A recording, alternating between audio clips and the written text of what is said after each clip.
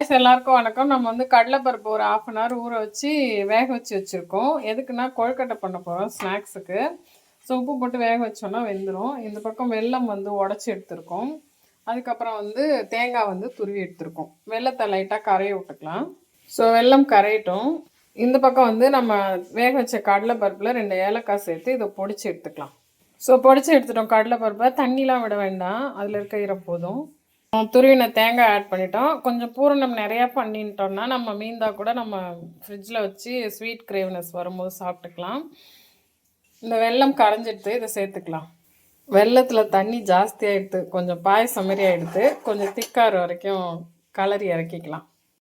வந்து தண்ணிலாம் ஊற்றி திக்காக எடுத்து ஒரு வழியாக அடுப்பை சிம்மில் வச்சுட்டோன்னா இந்த மாதிரி நமக்கு டெக்ஸ்சர் வந்துடும். இந்த பக்கம் வந்து பச்சரிசி மாவு எடுத்திருக்கேன், அந்த மேலே பூரணத்துக்கு மேலே வைக்கிறது அந்த கொழுக்கட்டைக்கு.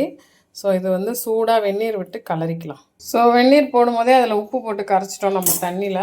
இந்த அளவு ஆறட்டும், கலந்துட்டோம் வெந்நீர் விட்டு. இதுக்கப்புறம் நம்ம ஒரு உருண்டுற அளவுக்கு மாவு பிசைஞ்சிட்டு அதுக்கப்புறம் இந்த பூரணத்தை எடுத்து வச்சிடலாம்.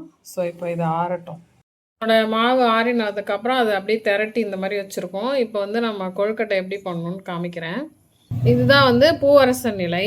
இந்த இலையை வந்து நம்ம பார்க்கில் எல்லா இடத்துலையும் ரோட்லலாம் இருக்கும். இதை எடுத்து வாஷ் பண்ணிவிட்டு மாவை வந்து இதுக்குள்ளே வந்து நம்ம இந்த மாதிரி தட்டிக்கணும். இந்த மாதிரி வந்து தட்டின்ட்டு அதுக்குள்ளே வந்து அந்த பூர்ணம் ரெடி பண்ணோம் இல்லையா, தேங்காய், கடலைப்பருப்பு, வெல்லம், ஏலக்காய் போட்டு அதை வந்து இந்த மாதிரி வச்சுட்டு க்ளோஸ் இட். இந்த மாதிரி க்ளோஸ் பண்ணி இட்லி பானையில் வச்சு வேக வைக்கணும். சூப்பராக இருக்கும், டேஸ்ட்டாக இருக்கும் இந்த கொழுக்கட்டை. இந்த இலையோட எசன்ஸும் இறங்கும், அதனால் டேஸ்ட்டு நல்லா தான் இருக்குமே ஒழிய கசக்கெல்லாம் செய்யாது. இதுதான் ட்ரெடிஷ்னல் மெத்தட் கொழுக்கட்டை. இது வந்து இப்படி தான் வந்து வில்லேஜில் பண்ணுவாங்க. இப்போ எல்லோரும் வாழை இலையில் அதெல்லாம் பண்ணுறாங்க. அது வந்து கேரளா ஸ்டைலு வாழை இலையில் பண்ணுறதுலாம். நம்ம வந்து சவுத் இண்டியனில் இந்த மாதிரி தான் பண்ணுவாங்க. ஸோ இந்த இலையில் வந்து கொழுக்கட்டை பண்ணி சாப்பிட்றது அவ்வளோ நல்லது. இதை வந்து நம்ம வேக வச்சுக்கலாம் இப்போது. ஸோ ஆல்ரெடி வந்து பண்ணிட்டேன், ஃபோன் வந்ததுனால இதெல்லாம் முன்னாடியே நான் பண்ணி வச்சுட்டேன். ஸோ இட்லி பானையில் ஒரு 7 மினிட்ஸ் அந்த மாதிரி வேக வச்சுக்கலாம்.